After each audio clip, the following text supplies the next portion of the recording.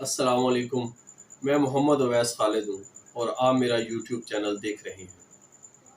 آج ہم معاشرے میں پیش آنے والے کامن ایشوز کو ڈسکس کریں گے، جس طرح کہ شادی کے وقت نکاح نامہ پر مختلف قسم کی شرائط کا اندراج کروایا جاتا ہے۔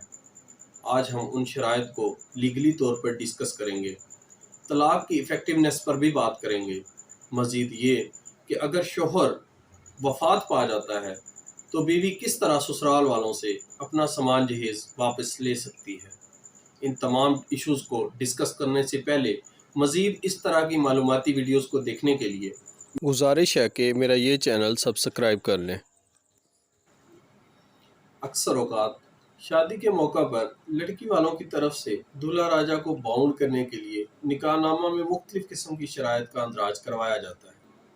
ان شرائط میں لڑکی کا خرچہ نان و نفقہ بھی شامل ہو سکتا ہے اور طلاق دینے کی صورت میں لاکھوں روپے یا کسی قسم کی پراپرٹی بھی لکھوائی جا سکتی ہے، اور دولہا راجہ حالت پریشانی میں یہ سوچ رہا ہوتا ہے کہ آیا وہ قبول ہے کہے بھی یا نہ کہے۔ یہاں پہ یہ بات میں کلیئر کرتا چلوں کہ طلاق دینے کا ایبسلیوٹ رائٹ مرد کو ہی حاصل ہے اور اس سے یہ حق کسی بھی طرح سے چھینا نہیں جا سکتا۔ لہٰذا اگر کوئی دلہن والے یا کوئی بھی انسان آپ سے اس قسم کی کوئی شرط کی ڈیمانڈ کرتا ہے تو آپ کو آنکھیں بند کر کے وہ شرط پوری کر دینی چاہیے، کیونکہ اگر وہ شرط کسی بھی فورم پر کل کو چیلنج ہوتی ہے یا اس کی ڈیمانڈ کی جاتی ہے تو اس کی کوئی لیگل ویلیو نہیں ہے، اور نہ ہی دولہا راجہ کو کبھی وہ پیسے دینے پڑیں گے اور نہ ہی کسی قسم کی پراپرٹی بیوی کے نام پہ ٹرانسفر کرنی پڑے گی۔ لیکن یہاں پہ یہ بات بھی یاد رکھیے کہ اس کا ہرگز مطلب یہ نہیں ہے کہ دولہا راجہ شیر بن جائیں اور جب چاہیں وہ طلاق دیتے پھریں، کیونکہ ہو سکتا ہے کہ لڑکی والوں نے حق مہر کے خانہ میں کوئی بھاری رقم آپ سے لکھوا لی ہو، لہٰذا اس بات کا ہمیشہ دھیان رکھیے۔ لیکن طلاق کی صورت میں اگر کسی بھی قسم کا کوئی بھی شرط آپ سے لکھوائی گئی ہے تو اس پر کسی بھی طرح سے عمل درآمد نہیں کروایا جا سکتا، نہ لیگلی طور پر اور نہ ہی کسی اور طرح سے۔ سیکنڈ ایشو بہت ہی سیریس نوعیت کا ہے۔ اکثر اوقات ہمارے معاشرے میں ہوتا ہے کہ جب پسند کی شادی نہیں ہو پاتی تو مرد کسی عورت کے حوالے سے کوئی فیک ڈاکومنٹ نکاح نامہ کی صورت میں لے آتا ہے اور اس خاتون کو معاشرے میں ذلیل و خوار کرنا شروع کر دیتا ہے۔ ایسے حالات میں اس خاتون کو چاہیے کہ وہ فوری طور پر فیملی کورٹ سے رجوع کرے۔ فیملی کورٹ سے فیصلہ آنے کے بعد وہ فوجداری کورٹ سے رجوع کر سکتی ہے تاکہ پینل پروسیجر کے تحت بھی اس مرد کو سزا دی جا سکے۔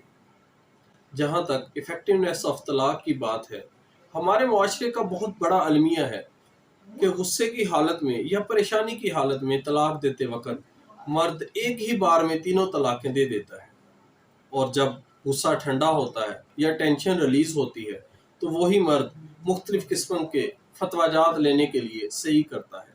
یہ بات یہاں پہ کلیئر کرتا چلوں کہ ایسے حالات میں دی گئی طلاق بھی ناقابل رجوع ہے، دونوں فریقین رجوع نہیں کر سکتے۔ اگر دونوں فریقین دوبارہ سے رجوع کرنا چاہتے ہیں تو ان کو حلالہ کی ایکسرسائز کرنی پڑے گی۔ اگر دونوں فریقین تینوں طلاقوں کے بعد دوبارہ سے ایک ہونا چاہتے ہیں یا شادی کرنا چاہتے ہیں تو ان کو حلالہ کی ایکسرسائز سے گزرنا پڑے گا۔ اگر وہ حلالہ نہیں کرتے اور شادی کر لیتے ہیں تو ایسی شادی کو زنا کے مترادف قرار دیا گیا ہے۔ اکثر اوقات ایسے بھی ہوتا ہے کہ فریقین کے درمیان لڑائی ہوتی ہے، مرد خاتون کو مار پیٹ کر گھر سے نکال دیتا ہے، خاتون اپنے میکہ چلی جاتی ہے اور غیر آبادی کا عرصہ گزارنا شروع کر دیتی ہے۔ ایک لمبے عرصے کے بعد مرد خاتون کو طلاق دے کر اپنی زوجیت سے الگ کر دیتا ہے۔ ایسے حالات میں بھی خاتون کو چاہیے کہ وہ فوری طور پر فیملی کورٹ سے رجوع کرے۔